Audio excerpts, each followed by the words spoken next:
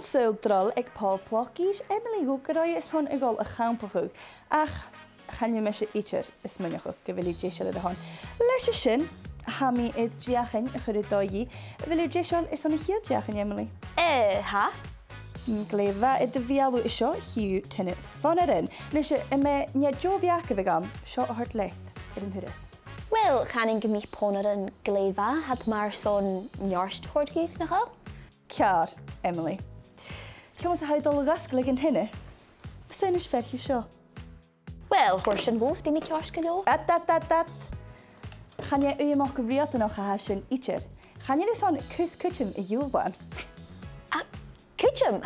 Chan ie la traum? Ha a chwle grama accountach, Emily, a chwle microgramma. Siar, pasta agus tomato yn heit yngal am y isge. Sy'n y facin sy'n aram.